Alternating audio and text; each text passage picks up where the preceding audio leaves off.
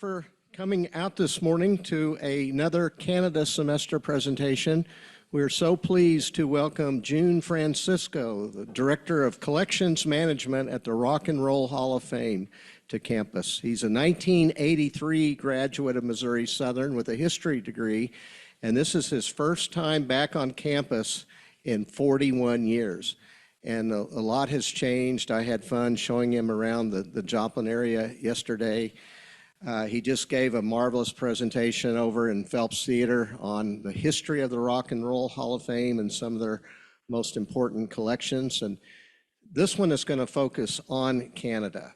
And I think he's a good example of how far you can get with a degree from Missouri Southern. He got interested in public history through a professor who was here at the time, Dr. Delbert Schaefer. Dr. Paul Tevereau was one of his professors at Missouri Southern. He served an internship at George Washington Carver National Monument, went on to get a master's degree in museum studies from the University of Arkansas, has a long, distinguished career. The last 25 years, he's been at the Rock and Roll Hall of Fame. Can you imagine walking into that job every single day? Wouldn't that be incredible? And it all started here at Missouri Southern. So let's give a warm Missouri Southern welcome to Mr. June Francisco.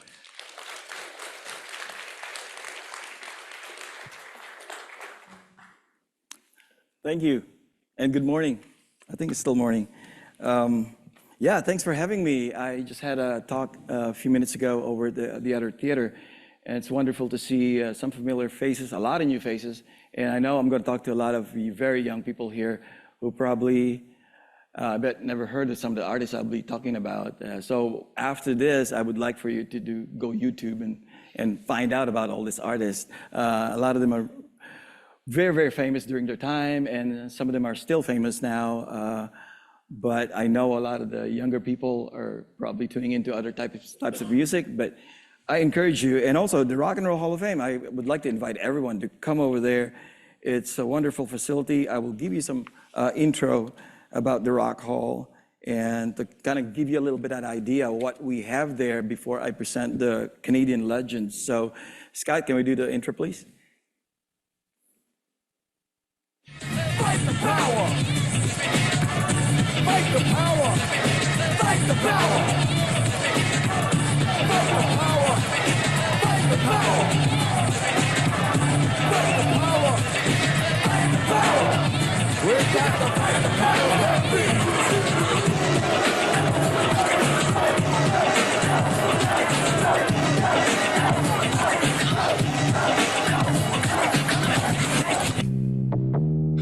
Don't even know. I can make your hands clap.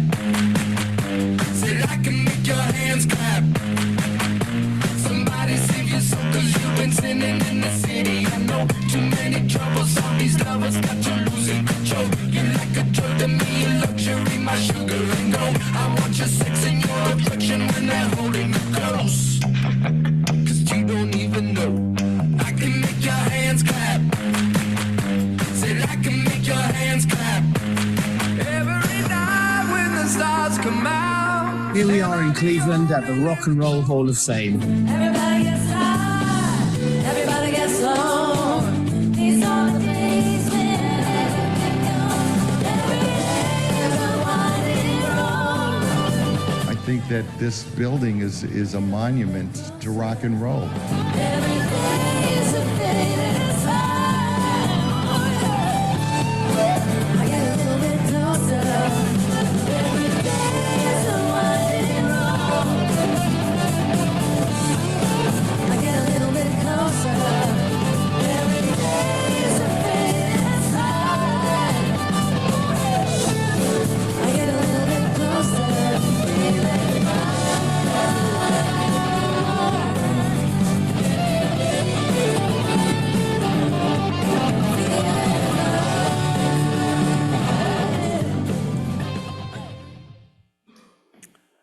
So that's the Rock and Roll Hall of Fame. That's the place I work every day, sometimes 7 days a week, because we're never closed except for Christmas and Thanksgiving.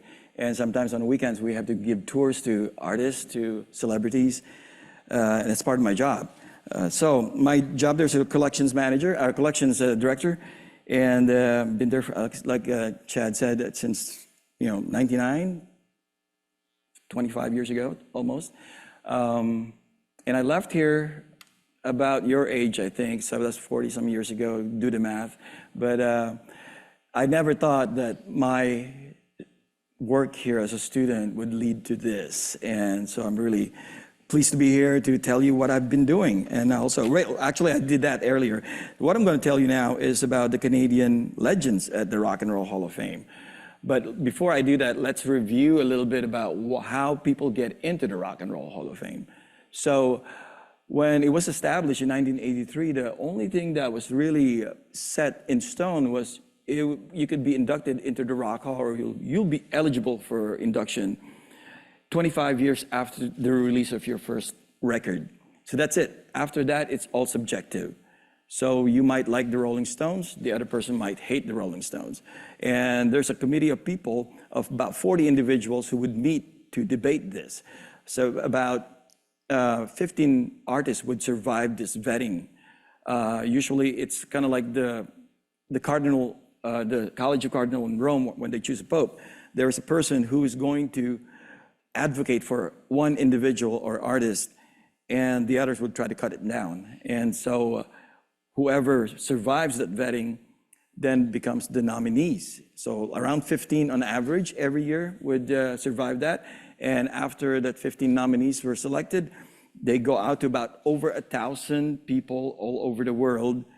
These are music journalists, music scholars, all the living inductees, music insiders. These are producers, president of the companies, and some staff members of the Rock and Roll Hall of Fame. Also, the fans get to vote on this, although the fan vote only gets 1 point out of the 1,000, and that 1 point could represent several millions of people, actually. So sometimes people would say that's unfair, but before there was not even a fan vote. And the reason why we're doing that is because we cannot just base everything on fan, because if we have one fan gets one vote, it'll just, everybody who's got a big following like Taylor Swift right now, although she might be inducted sometime in the future, would just swarm the whole process, and all the opinions of music scholars and would just be outvoted by the fans. So that's why we're doing it that way. So now the next question is, why are, you'll be surprised, there are only like 5 artists from Canada that got inducted into the Rock and Roll Hall of Fame so far. Canada's next door.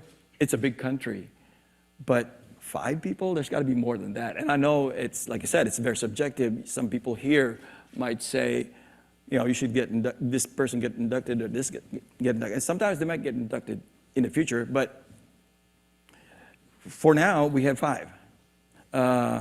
And one of them is Joni Mitchell. So that's the Rock Hall. Let me show you a little bit of what it looks like outside. So,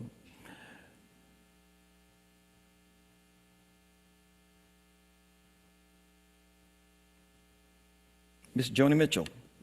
So Joni Mitchell was born Roberta Joan Anderson in November 7, 1943 in Alberta, Canada. When Joni was 9 years old, she contracted polio. In Canada at the time, there was an outbreak of polio epidemic from the 20s to the 50s. In the 50s, when she was 9 years old, she was stricken with polio. And it's a sad story, but also it's a blessing in disguise, because she was able to be more introspective at a time. She was already good in poetry at a very young age, and a teacher actually realized this and tried to push her into being more serious with her poetry. And at 9 years old, that's very young, actually. And so she started writing more poetry while she was at a hospital. She was hospitalized for several weeks. And then she started learning how to play guitar as well. So this was the time when it became apparent to her that there might be some future for me in music and poetry together. So writing songs and performing. So this was the beginning of that for her. So in 1962, at just the age of 18, she got her first gig playing folk songs in Saskatoon, Canada, at clubs. And that really gave her more confidence in what she was doing, and so she moved to Toronto and started busking in the streets of Toronto to make ends meet. But Toronto can only give her so much, and she had to go to the United States. And this is another reason why I think there's not a lot of Canadians, because most of the people who became big in the States. And some people don't even know that they're Canadians, like Joni Mitchell. I didn't even know for a long time that she was Canadian. So she moved to the US, and she made the leap to, oh, you know what? I need to hook my Spotify because I want you to listen to some music. Wake you up a little bit, maybe. Sorry about this. I forgot about all this part. And my Spotify is not responding. I guess that's it. Okay. Yeah, so when she moved to the U.S., she already had some music under her name.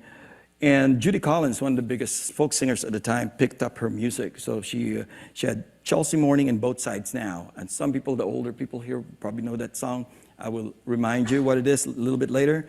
And also Buffy St. Marie picked up her song, which is The Circle Game. Because of those three songs, Reprise Records noticed her and picked her up as an artist. And that started her legendary career, really. Her debut album was simply called Joni Mitchell. So that's Joni. Kind of looked like Taylor Swift a little bit. Yeah, there was a joke that she was actually Taylor Swift's mom. But so this is her first album that came out in '68, and her second album, Clouds, followed in 1970. This one featured her own renditions of her own songs, like Chelsea Morning and Both Sides Now. So let's listen to a little bit of Chelsea Morning.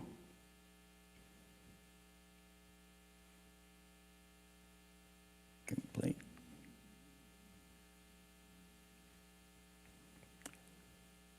Help, Scott. It's not playing.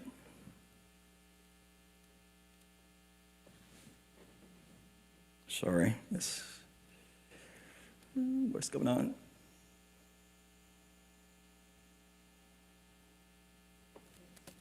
I think I'll take the wizard here. Is it playing? Or am I not connected?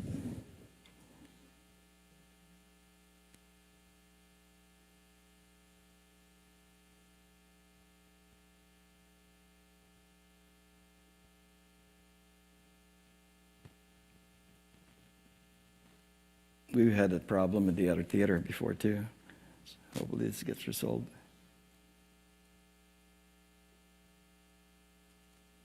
Well, anyway, while he's doing that, let me continue on. So in 1971, she released this album right here, which is called Blue. Fast forward to 2017, NPR ranked it as the #1 greatest album by a woman, with many critics considering it one of the greatest albums of all time. So that's quite a distinction right there. Then Ladies of the Canyon, which was her first gold record and featured hits like The Circle Game and Big Yellow Taxi. I know some of the young kids here might know Big Yellow Taxi because that's been covered by a lot of current artists. And I'm going to have you listen to that as well a little bit later. And it's probably the most recognizable of her songs. There you go. This is Chelsea Morning, one of her first songs. It was a Chelsea morning, and the first thing that I heard was a song outside my window, and the traffic wrote the words. It came ringing up like Christmas bells and wrapping up like pipes and drums. Oh, won't you stay? We'll put on the day. And this one's Both Sides Now.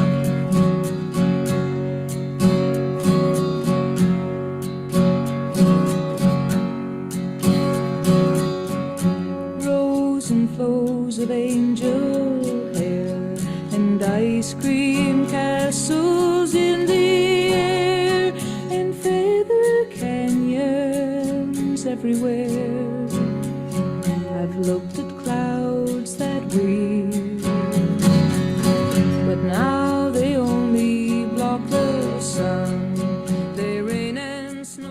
So those are the two songs that she first came to the United States with and covered by other artists.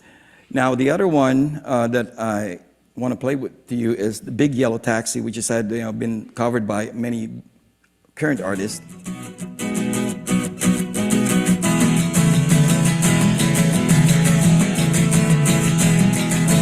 They paved paradise, put up a parking lot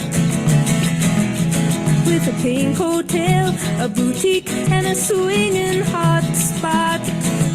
Don't it always seem to go that you don't know what you've got till it's gone? They paved paradise, put up a parking lot.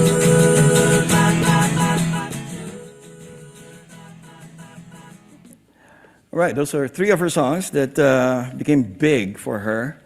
So Joni, as a woman artist, she really resonated with a lot of women, showing them that a strong female artist could actually make it in the male-dominated industry. She produced her own albums. She did her own artwork. She was an artist as well. And she retained the rights to a lot of her music, which is unheard of most of the time, even to male artists at the time. A lot of times the record company would actually own those things. But she did that, and so she was considered by a lot as a feminist, but she said she doesn't like that word. So she said, and I quote here, "I'm not a feminist. I don't want to get a posse against men. I'd rather go toe-to-toe, work it out." That's how tough she was, unquote. So regardless, music scholar David Shimway noted that she represents the rise of women's perspective in culture and politics during her era. So quite a groundbreaker. So her influence right now, so one of the things that we become inducted into Rock and Roll Hall of Fame, you must have impact and influence. Her influence stretches far and wide. So Taylor Swift, Madonna, Katy Perry, all these people consider her as an influence. Ellie Goulding and Corinne Bailey Rae, they have all credited her as their influence for their career. And so many artists have covered her song, like Judy Collins, as I've said before, Courtney Love, Amy Grant, and even legends like James Taylor and Prince covered her music. So as an artist, she received many accolades. That's her too. She got inducted into Rock and Roll Hall of Fame in 1997, but she also won the Canadian Music Hall of Fame award, becoming Companion of the Order of Canada, the highest civilian honor in Canada. And she gathered about 9 Grammys and ranked 42nd on Rolling Stone magazine's list of the 100 greatest singers of all time. And as well as the 9th among the 100 greatest songwriters of all time. So her unique blend of folk, rock, and jazz, paired with her ability to express the complexities of human emotions, has touched people universally. So she deserved to be at the Rock and Roll Hall of Fame, 1997. Next person. My favorite, one of my favorites, Neil Young. When I was a kid in the Philippines, 16-year-old, got my first guitar, I played Neil Young songs, and that's how I learned how to play guitar. He liked to use like 4 chords, and that's why it's easy.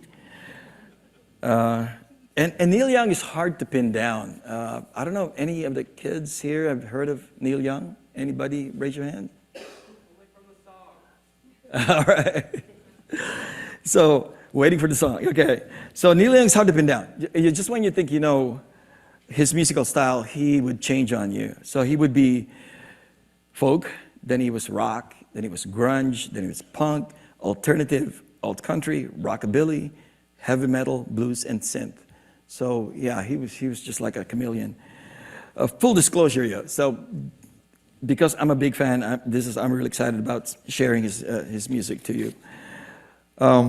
Neil's roots trace back to Winnipeg, Canada.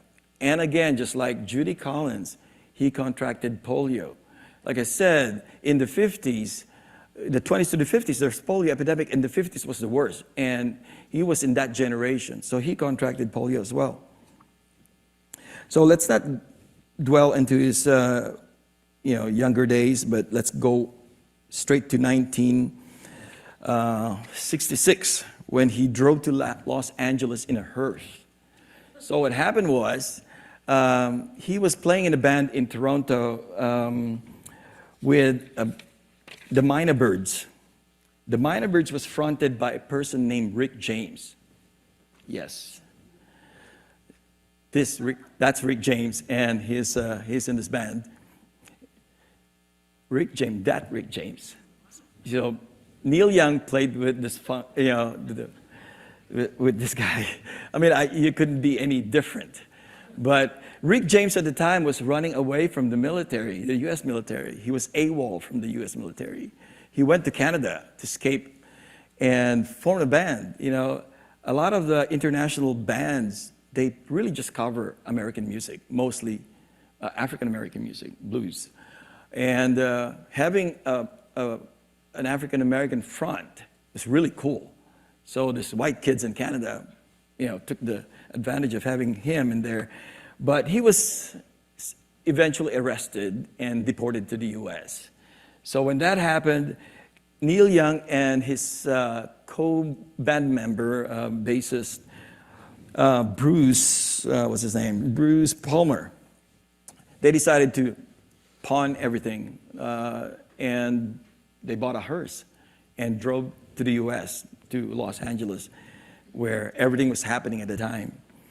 So Los Angeles at the time was like Nashville right now. Everybody wants to be a star, want to make it the music industry, would go there and just hang out, busk in the street, party with all the other rock star wannabes. And it just so happened that Neil and Bruce were driving in this hearse, and I could just imagine they were probably in a stop sign, and there's Stephen Stills was next. And they end up conversation like, hey, I like your ride, And then that conversation became a catalyst for him getting into the Crosby, Stills, Nash and Young. So but Crosby, Stills, Nash and Nash at the time was already established in the U.S. They already won a Grammy for Best New Folk Performance for a new artist. And so they said to Neil, why don't you join us and back us up during our sessions and concerts? And Neil said, no, I'm not going to back you up. I'm only going to join you if you're going to make me a full-fledged member of the band. So CSN became CSNY, Crosby, Stills, Nash and Young, and that's how we joined. Let me get out of this one. Okay, there's Neil Young in the 60s. Now, he also joined Buffalo Springfield, which is another band that has a lot of Canadian members to it, but mostly Americans. So the Buffalo Springfield was inducted in 1997, the same year as Joni. So Neil Young was a two-time inductee by that time, or became two-time inductee eligible. So after the Buffalo Springfield disbanded, and while working in the next album, he recruited 3 artists to join him as backup band, and that became Crazy Horse, which became his legendary band later in his career. And they churned out classics like Cinnamon Girl, Cowgirl in the Sand, and Down by the River. And I wouldn't be surprised if this story is true. He was down with a fever for several days, and they said that all these 3 songs that I just mentioned was written by him during that time.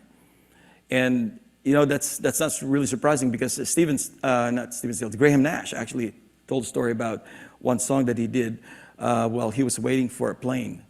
And this song, Before I Go, he said that somebody told him, I bet you cannot make a song before we get our flight. I said, I bet I can. And then he wrote the song, and it became #1. So that's how fast those people are. Very talented. Okay, so let's listen to Cinnamon Girl by Neil Young.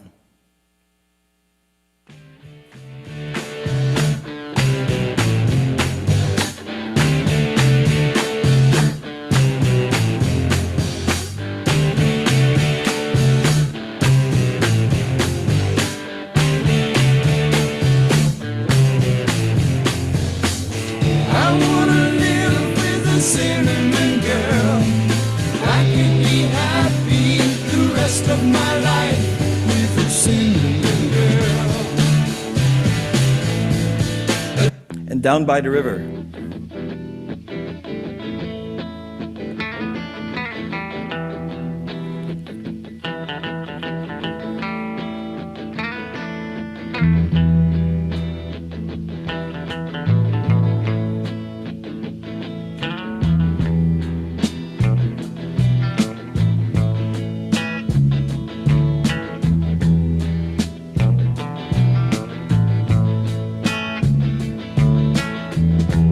Be on my side, I'll be on your side, baby.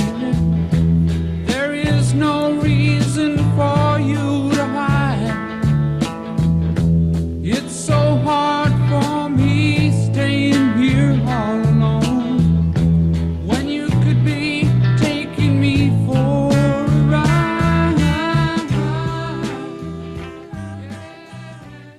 So I mentioned earlier that he joined CSNY, Crosby, Stills, Nash & Young, another very successful band. And some of you may know this song because it's very, very popular and one of my favorites as well. So I would like to play that to you by Crosby, Stills, Nash & Young.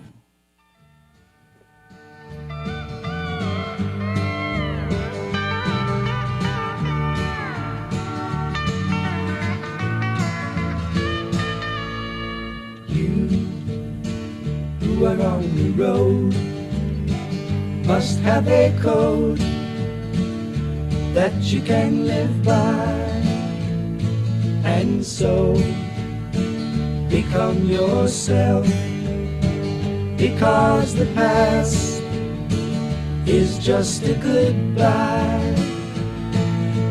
Teach your children well, their fathers. Have you guys heard of this song? The kids, kids.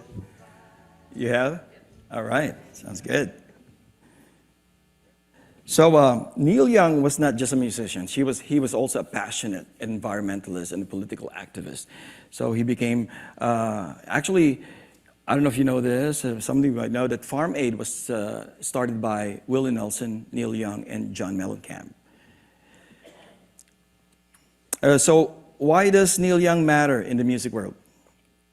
For starter, many consider him the grandfather of grunge. You look at him, you know. Although in later years he would do that. But yeah, he was the very, very Nirvana right there. So influencing artists like Kurt Cobain, Eddie Vedder, Sonic Youth, Dinosaur Jr., and Thom Yorke of Radiohead. So Rolling Stone magazine ranked him 34th in the list of 100 greatest artists of all time. He was inducted into Canada's Walk of Fame in 2000 and into the Rock and Roll Hall of Fame as a solo artist by Eddie Vedder in 1995. There's a clip for Eddie Vedder, but I think we don't have that right now, so we're going to skip that one. The next one is the band. The band, they're from Toronto area. It's consisted of Canadians Rick Danko on bass, guitar, vocals, and fiddle, Garth Hudson, organ, keyboards, accordion, and saxophone, Richard Manuel, piano, drums, and vocals, Robert Robertson, guitar, songwriting, vocals, piano, and percussion, and one lone American, Levon Helm, drums, vocals, mandolin, guitar, and bass. We have Levon Helm's mandolin in our collection, actually. So they were originally called the Hawks because they were backing up a guy named Ronnie Hawkins, an American. And they were known as the Hawks. Hawkins really helped them hone their skills. Hawkins was was like a military leader for them. He was very serious about his music, and so he made the band, really hone their skills in their in musicianship. Which Robbie Robertson later on said he shot himself in the foot because we got so good that we outgrew him. And he was, so they decided later on, we're good enough to be on our own. We don't need to back up Ronnie. And so they went on their own. Plus, they were at the time, they were in their 20s. They have girlfriends. And Ronnie didn't want them to bring their girlfriends in the clubs that they're playing because it's another person, a free person. He wants them to earn more money. So for them, that was the one that really got them to thinking that maybe we should just cut it out on our own. So they did. And to be able to do that, although the Toronto music scene was big, and Dylan actually at this time asked them to back him up in the 66 and 65, 66 tour. They moved to New York, to Saugerties, New York, to make it big in the United States. So they moved to this town and backed up other bands, other artists, and they suddenly, people started calling him just the band because they were behind the scenes with the artists. Finally, after a while, they said, let's just take that, that name. We'll call ourselves the band. So they first performed as the band in 1968. So the band musically, they blended elements of Americana, folk rock, jazz, country. And that same year, they released their album Music from Big Pink. And the reason why it's called Music from Big Pink is because they bought a big pink house outside Saugerties, New York. So, and that's where they would record songs. And so that's their first album. And the Roger Waters of Pink Floyd even considered that as second most influential album of all time. That's Roger Waters' opinion, okay? So I keep telling you, people have different opinions, but Roger Waters is also a very well-respected music person, so Pink Floyd. And he said, well, it's number 2 because he thinks that the Velvet Underground and Nico is the first one. So music critic Bruce Eder described the band as the most popular and influential rock groups in the world, comparing their impact to that of the Beatles and Rolling Stones. That's how highly regarded they were.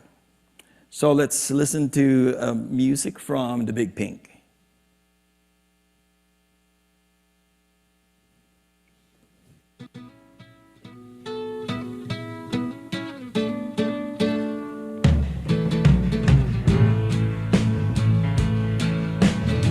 I pulled into Nazareth, was feeling about half past dead. I just need some place where I can lay my head. Hey, mister, can you tell me where a man might find a bed? He just grinned and shook my hand, no was all he said.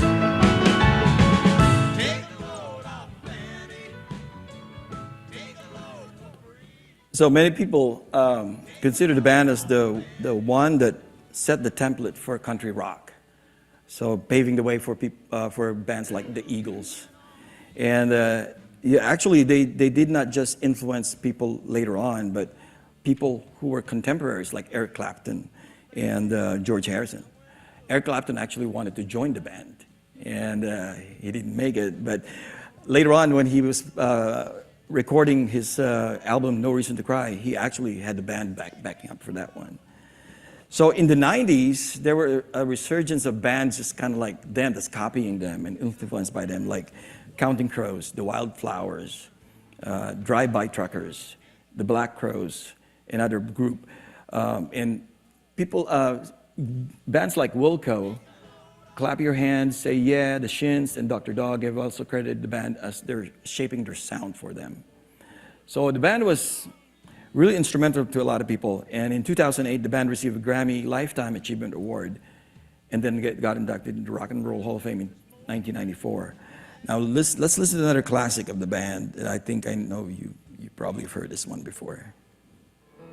Virgil Cain is the name, and I served on the Danville train till Stallman's cavalry came and tore up the tracks again. In the winter of '65, we were hungry, just barely alive. By May the 10th, Richmond had fell. It's a time I remember oh so well. The night they drove old Dixie down, and the bells were ringing. The night they drove old Dixie down, and the people were singing. They went la la la la la la.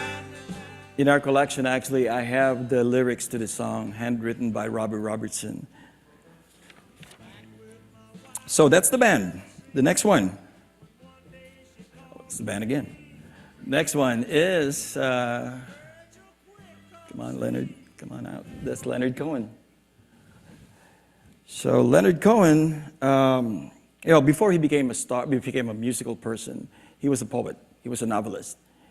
So a lot of people, Joni Mitchell dropped out of school, Neil Young dropped out of school, a lot of rock stars would drop out of school, except him. He was actually a prodigy. He started diving into poetry back in high school and was super prolific with it. So you could say he's a Renaissance man because he balanced poetry and music, among other things. And also, when he was in high school, he was a cheerleader. He was in photography. He was in debate club. He was in theater and yearbook. Plus, he was president of the student council. So he's just like, this guy just could do everything. And during the time, too, he taught himself how to play guitar. All these activities happening during high school taught him how to play guitar and formed a band called Buckskin Boys, country folk band. So he published his first poetry in 1954 while studying at the university, where he earned a BA. And just 2 years later, his first book came out. And it's a poetry book of books of poetry written when he was 15 to 20 years old. So he was, quite the prodigy right there. After spending school at McGill University, where he was earning his BA, he went to Columbia University and to the McGill's Faculty of Law. Didn't finish grad school. He returned to Canada and decided to just try to get, give music a chance. But he wasn't paying any of his bills, so he decided to go back to the U.S. And he met Judy Collins and also met Joni Mitchell, right there. So one day, while he was talking to Judy, he said, I'm not really a singer, and I don't play guitar very well, and I have this song, but I don't think it's really a song. It's called Suzanne. And Judy said, play it for me. And he played it, said, you know what, you should play this in front of the public. I'm going to a fundraiser on this date. Jimi Hendrix is going to be there, and you should play. And, Leonard Cohen, being a very shy person, just like full of doubt, said, no, there's no way I could do this. There's no way. But Jody convinced him to go. He got there. He went on stage and started singing, and the crowd went crazy. But to him, he was not hearing all this stuff. He was still full of doubts himself. Halfway through the songs, he stopped and left the stage, thinking he really bombed it. And everybody just went crazy, come back, And Judy Collins on the side of the stage, and I'm like, you need to go back. And I said, no. And Judy said, I'll go with you. So they sang together, and that's the start of his career. So that was Suzanne that he played there. Let me play you that song.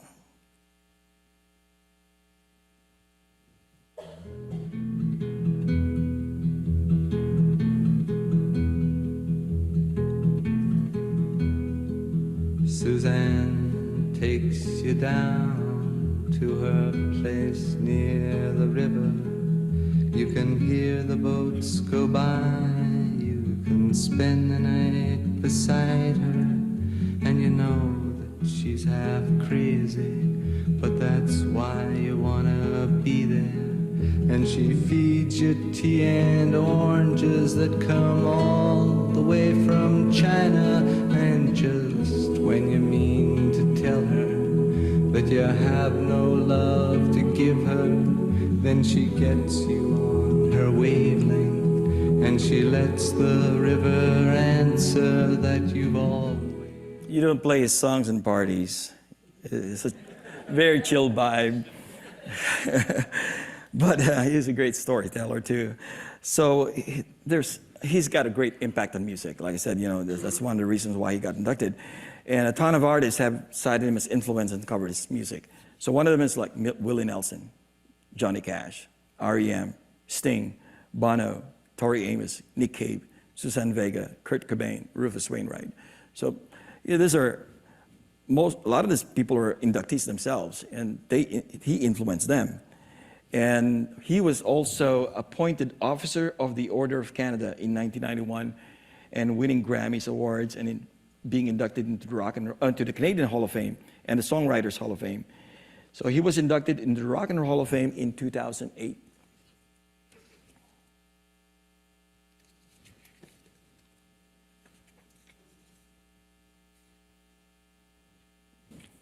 So before we leave him, let's listen to another monster song that he wrote. This was a cover by Jeff Buckley.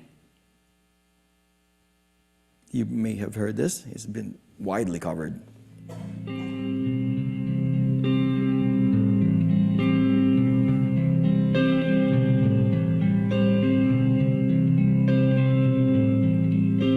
Well, I heard there was a secret chord that David played and it pleased the Lord. But you don't really care for music, do you? Well, it goes like this: the fourth, the fifth, the minor fall and the major lift, the baffled king composing hallelujah, hallelujah, hallelujah, hallelujah.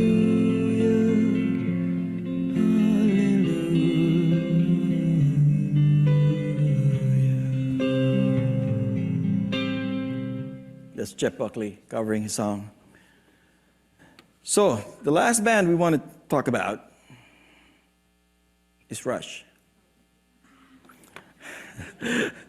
Rush kicked off in Toronto, Canada, with Jeff Jones, John Rutsey, and Alex Lifeson. But it was really the trio of Geddy Lee, Alex Lifeson, and Neil Peart that gave Rush the tone that we know today. And like a lot of bands, a lot of legendary bands that got a long life, they explored different musical styles over the years. They started with straight rock and roll. Then they dipped into metal, and finally settled into the signature progressive rock sound. It was thick with futuristic concept, fantasy themes, sci-fi vibes, and those epic, intricate composition that sometimes stretch on for over 20 minutes. They're not radio-friendly band. Each member of the band was actually a virtuoso of their instruments. So Geddy Lee is often listed among the top 5 bassists in rock history. Neil Peart, he's ranked as the 4th greatest drummer of all time by Rolling Stone magazine, right behind legends like Ginger Baker, Keith Moon, and John Bonham. And then Alex Lifeson, critics often put him in the top 3 prog rock guitar player of all time. And you can really hear those skills in their complex songs. Like, let's check one out, 2 out actually. Spirit of Radio. It's a very complicated song.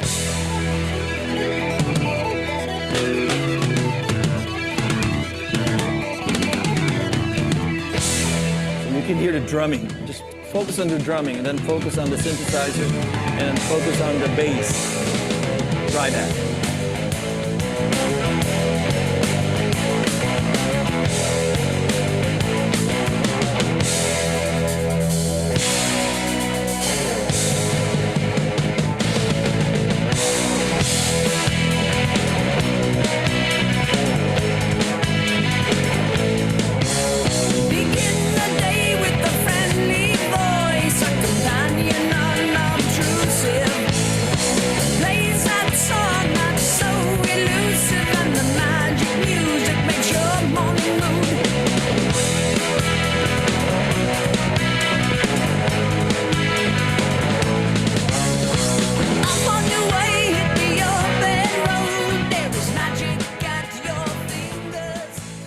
Yeah, it's not your typical rock songs. They have a lot of changes, a lot of chord changes. The drumming alone, I mean, his drum set is about the size of the stage right here.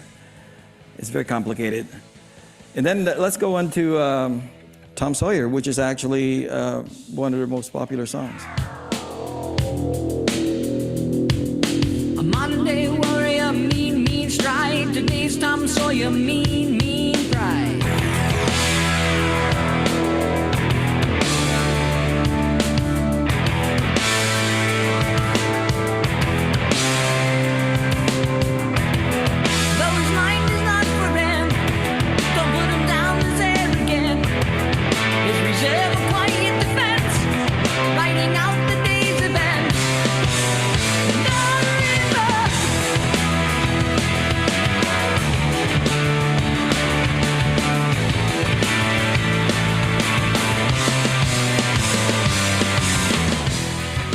this song, it became their most famous track, actually, and it reached number 24 in Canada, number 44 in the US, and it was considered as one of the 100 greatest songs of hard rock. And it's also one of the songs that got inducted into the Canadian Songwriters Hall of Fame. So Rush influence is huge, inspiring bands like Metallica, Foo Fighters, Iron Maiden, and so many others. In fact, Dave Grohl and the late Taylor Hawkins from Foo Fighters inducted the Rush into the Rock and Roll Hall of Fame in 2013. And I cannot do any better justice in speaking about Rush, their importance and influence, than Dave Grohl and the late Taylor Hawkins of Foo Fighters. So I'm going to play you the induction of Rush by these two gentlemen. But let me warn you, we don't bleep anything.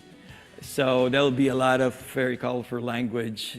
So if you don't want to hear it, put your hands on your ears. So let's play it, Scott.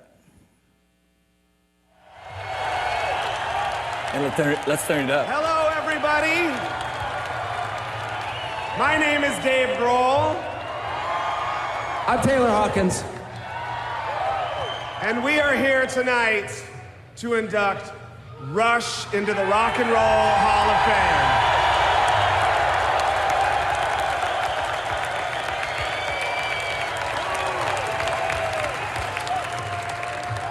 Rock and roll has forever been ensconced in mystery.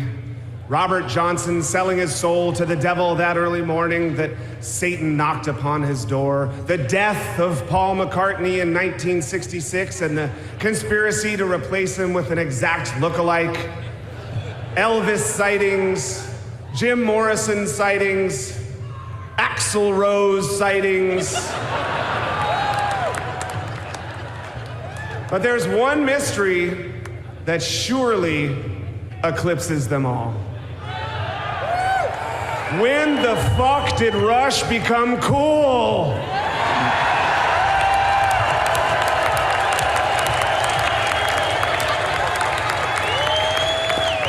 It was 1976 when my cool older stoner cousin gave me my first copy of 2112.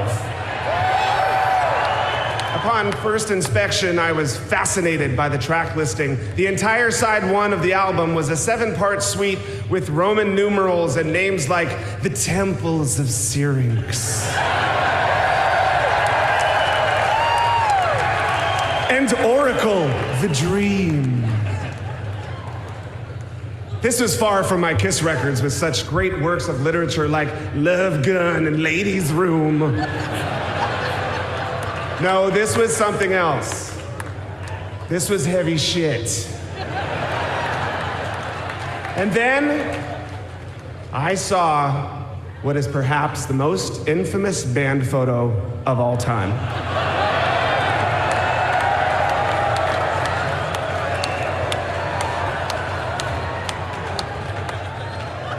Three grown men, arms crossed, standing proudly in white satin kimonos and skin-tight pants.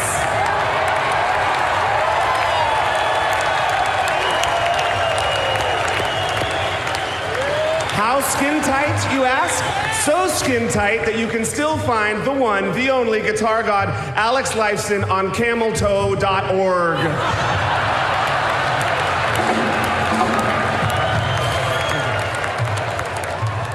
But what was inside is why we are here today. Geddy Lee's ripping bass, his incredible, unmistakable voice, Alex Lifeson's soulful, imaginative, melodic, chaotic guitar solos.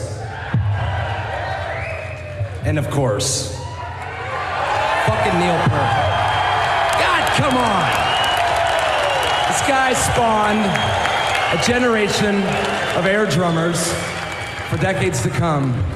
With his composition, craft, and technique, his drumming was songwriting.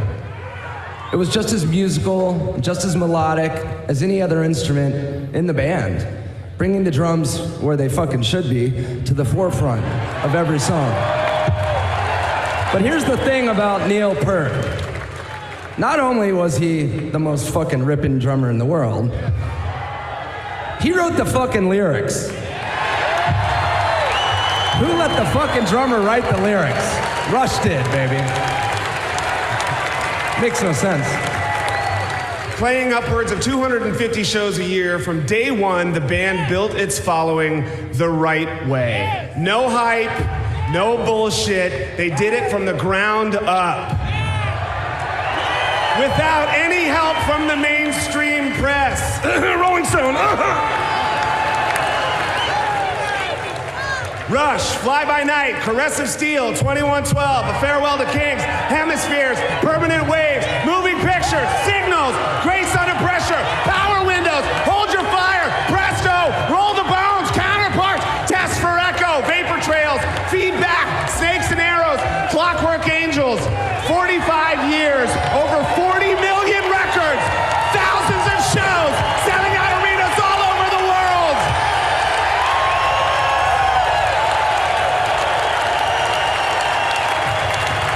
Their influence is undeniable, and their devoted fan base only rivaled by the Grateful Dead. Look at you people right there, all of you right there.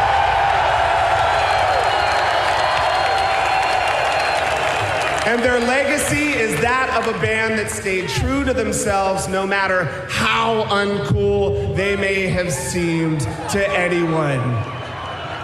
I think it's safe to say that Rush are indeed a band that has balls. Alex showed us that. Yeah.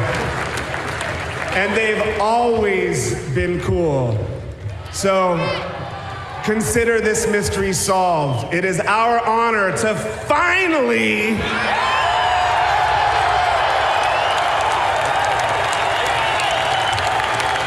induct Rush into the Rock and Roll Hall of Fame.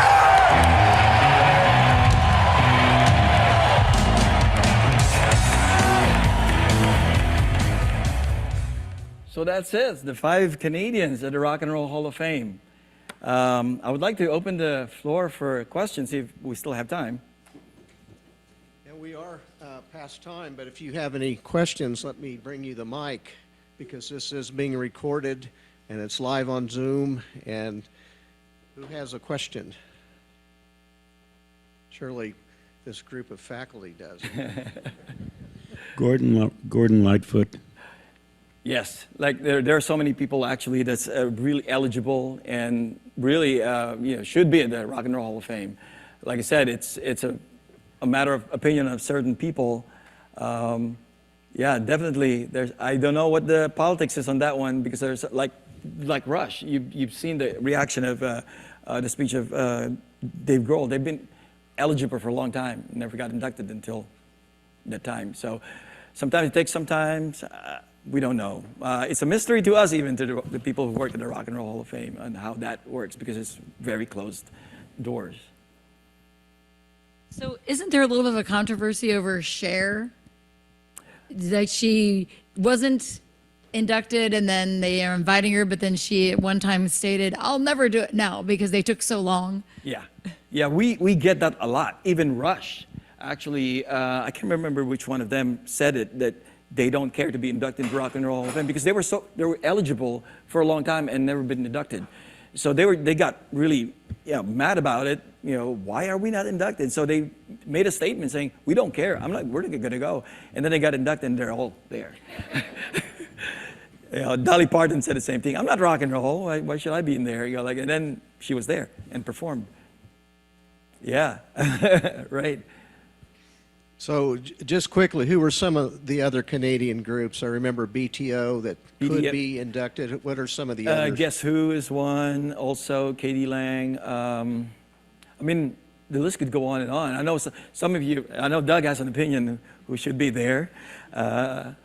Yeah, quite a bit. But it's not for me to say. I have my own opinions, but yeah, it's one of these days we'll probably get more. And there are times when the Rock and Roll Hall of Fame tries to correct its, omission in the past. There were times where we have more inductees because they're trying to catch up. So in your opinion, who's the greatest Canadian artist or band? Neil Young for me. Neil Young? Neil Young for me. Okay. Any other questions? Well, let's give June Francisco one final round of applause. Thank you.